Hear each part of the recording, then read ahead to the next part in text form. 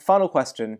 Do we say that the rabbis, certainly of the earlier times, the Talmudic era, who we hold in very high regard and take their words with a great sense of awe and reverence, do we say that they are sort of they're right on everything from a Jewish perspective? But I'm thinking particularly with regard to matters of science. I know that a lot's been discussed in this regard in the Jewish world recently about whether sometimes the sages can get matters of science wrong. And the question then becomes, does that bring other questions into focus, such as, do we take everything that our rabbis say, maybe with like a pinch of salt or something, or not assuming that everything is sort of absolute divinely inspired wisdom?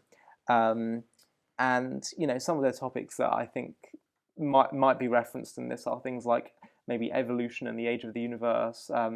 But maybe that's focusing more on the Torah text itself. There's another issue of scientific statements made by the rabbi. So what do you make with regard to this whole conversation? Wow, it's a long question, and there's a lot to be said on that. And that's about 5 different questions, actually, rolled into one. Maybe I'll just try and comment briefly on each of them, and maybe, if you wish, then we can explore more fully one or two of them. First of all, the idea that everything every rabbi said was correct and divinely inspired is a little bit of a difficult one to maintain, given that the rabbis argued amongst themselves throughout the classic sources we have, the Mishnah, the Talmud, and onwards. We do say something interesting, though, about their Torah views, and the sages again and again comment, Shivim Panim LaTorah, there are 70 faces to the Torah. In other words, when you see a debate, there may be many legitimate perspectives on that particular issue. They say, Eilu ve'eilu divrei chaim. When you see 2 rabbinic opinions voiced, these and those are both the words of the living God. In other words, sometimes there isn't one correct answer to a question. Sometimes there are different legitimate perspectives on the question. And the sages didn't just see that as a sometimes, they perhaps saw it as inevitable in the process.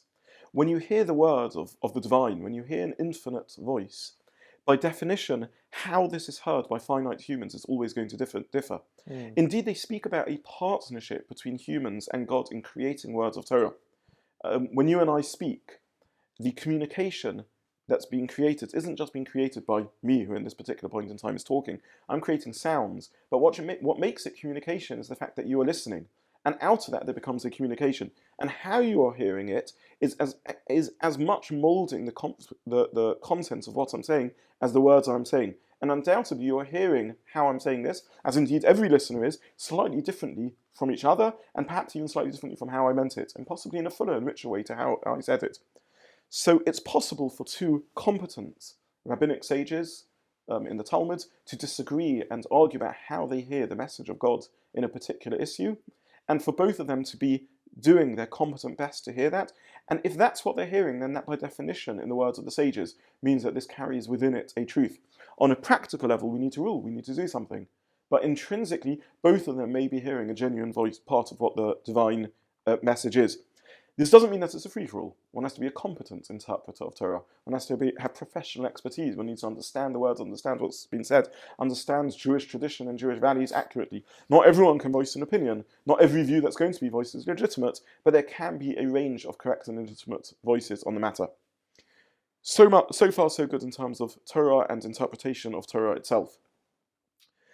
When a Torah ruling needs to be issued, and this is as true in the modern world as it was in the ancient world, one needs to get the facts of the case clear. So to issue an opinion about a particular topic, one needs to first understand how it works. So if one is asked about a new area of medical ethics, a new development in cloning, new piece of technology and machinery, and its operation on Shabbat, or the morality of using it in healthcare, one first of all has to make sure that one's understood exactly how it works. So how does a rabbi set out making sure that they understand how it works? Well, by consulting experts in the field.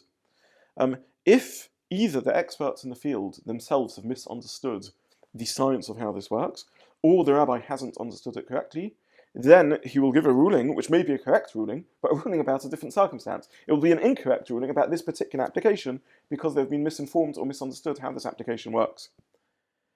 Maimonides is of the opinion, in his Great Guide to the Perplexed, and many others with him, that this was exactly the same with the sages of the Talmud. They would do that which is competent, that which is correct, that they behaved in the way that any intelligent expert in a particular field would when they need to understand something outside their field, which is they would consult the best experts of the time and act accordingly. And therefore the sages would give rulings based upon their understanding of science, understanding of how the world operated, and based on that would give a particular ruling and paskin accordingly. If it turns out that they were misinformed by the Greek philosophers or scientists, who were largely the ones they consulted at the time, then that of course would affect their halachic opinion. So they didn't get their scientific knowledge from, understanding Torah in a very profound way? Not necessarily. Not necessarily. There are rare occasions where the Talmud comments on a particular piece of scientific knowledge, factual knowledge about the world. Sod Elokim L'Yireov, the idea that the secrets of God are granted to those who fear Him. And in that particular instance, we should take that very seriously. They're telling us that this was something that they received through particular divine insight. There may be certain specific halachot where information was given about this. For example, perhaps their knowledge of the lunar cycle, which was known to incredible accuracy, very fundamental to the structure of Jewish months.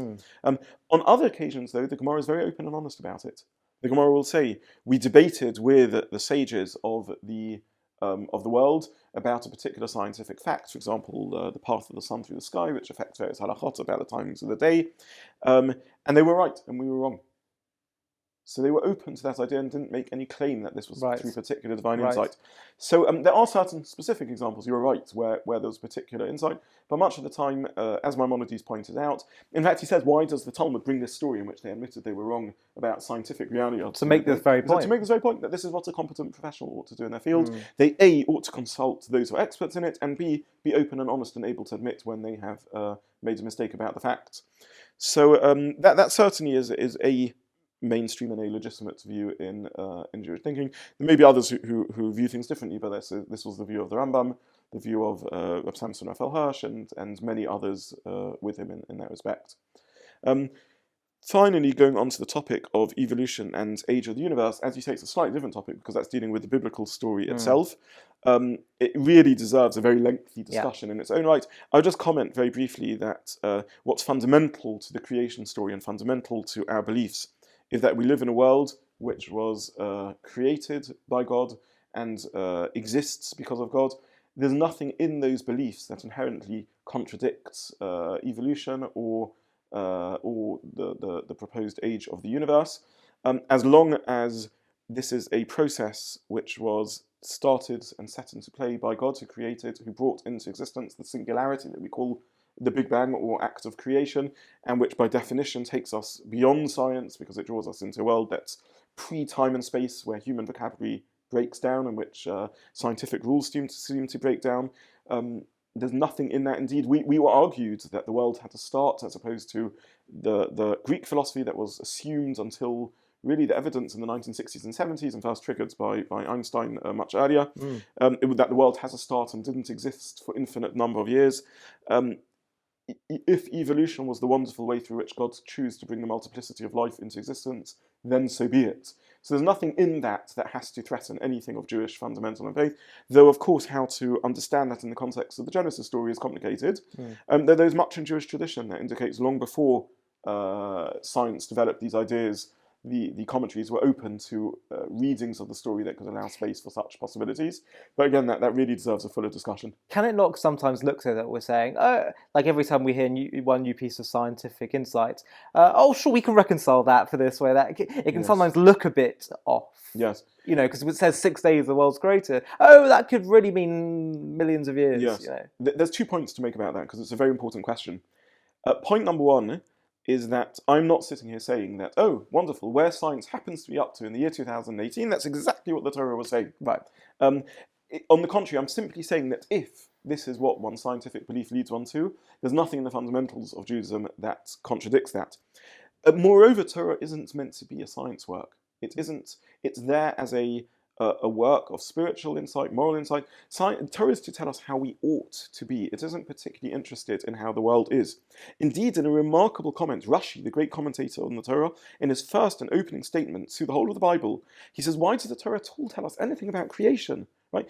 Why does it tell us anything about all the stories that took place? It should open with the first commandment, which took place after the Exodus from Egypt.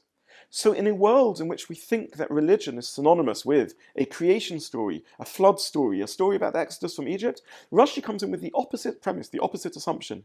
He says the Torah shouldn't have opened with any of these stories. Why do we need to know that as Jews? Why is that important? So at least why is it important for the Torah to tell us that? What we need to know is the first commandment, the first mitzvah, because Torah is a book about mitzvot, about commandments, about how we ought to be, where we ought to go, what sort of human beings we should be, how we can develop ourselves as spiritual and ethical and moral individuals.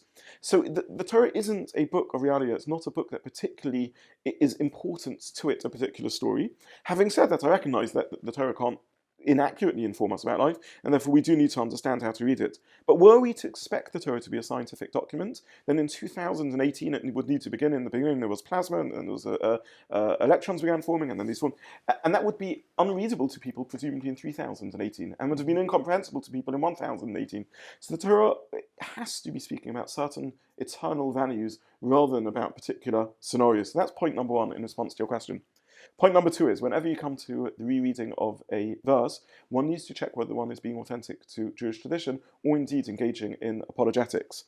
And there is substantial evidence that long before the current scientific revolution, the sages, the early commentators, were open to reading verses in a manner which recognized that there was a development and a partnership in the formation and development of human life, and these were seen as legitimate views. And indeed, I don't think there's anything wrong with, if one is doing so, an honest reading of Pesukim based upon current, or verses based upon current scientific thinking. But as long as it doesn't slip into smug, oh, you see, that's what the Bible said all along, which I agree is dishonesty and not true to spiritual authenticity. Right. And just finally, to clarify, were you saying before that you can have difference of opinions and both contain elements of truth within them? But do we believe that? I mean, I've seen instances where the Talmud says actually that Talmudic rabbi just got it wrong in that instance, or he made a mistake. Yes. So we do see that there's. So do we take everything they say? Like, how does it work exactly? Do we assume? No. Is the default to assume that this is the word of the living God, or do we think, well, there's also possibility they made a mistake there, and so we're not going to take it as, As mentioned before, there are limits. Not everything everyone says is a legitimate. This isn't a post-truth philosophy, though it has elements of postmodernism to it. The recognition that there can be different perspectives and different truths in that way. Let's not forget also that the Talmud is an edited or redacted transcript of conversations that took place live in yeshivot. What makes the Talmud such a fascinating work, a work that enthralls and enriches its readers in the most remarkable way, is because it draws you into a conversation. It's a record of conversations that took place between rabbinic figures, and it's conversations that spans generations. So the Talmud in its editing structure will often set up a conversation between two rabbinic figures that lived in very different times and places, and engage them in a conversation about how it takes place. For that reason, any conversation recorded in the Talmud, by default, we would assume, isn't just the view of the particular rabbi that said it, but it also reflects an opinion that has been peer-reviewed and debated and discussed across several generations within the great academies of Talmudic study. This is also how modern-day Pesach halachic ruling works, and perhaps this isn't always understood. What leads to a great rabbinic figure? How do they become a great rabbinic figure? And the answer is ultimately through a democratic process. Jewish communities choose their rabbinic leaders. Their rabbinic leaders themselves, the mid-tier of rabbinic leadership, grow to recognize that there's a certain rabbinic leader who is exceptional in their halachic and rabbinic leadership role. And they begin sending questions and discussing and debating ideas. And over time, they become convinced that this person has words of insight and wisdom and value to say on a particular topic. Whenever someone publishes a rabbinic opinion, it's written, it's published. It then goes across the whole rabbinic world, and it's extensively debated and discussed and argued with. And therefore, any opinion that becomes accepted as a conclusion has been peer-reviewed extensively. Finally, even great rabbinic figures never win every argument. The great Maimonides disagreed with the whole time. The greatest figure of America in the 20th century, Rabbi Moshe Feinstein, he's a great posek, a great halachic ruler, because 70% of the time he managed to convince his contemporaries and subsequent readers that he got it right. Not because 100% that he got it right. It isn't papal infallibility. It's ultimately a process of peer review by acknowledged experts within their field who debate and disagree and argue until they arrive at halachic conclusion. Rabbi Zobin, fantastic as always, and I hope we can have you on again. Thank you very much for inviting me. Always honoured to be here. Thank you. Thank you so much. To stay up to date with JTV content, click subscribe here if you're on YouTube and hit the alarm bell. And if you're on Facebook, hit the like button and under following, click see first. If you enjoy watching JTV content and want to help us continue to grow, please consider making a donation to us by clicking here.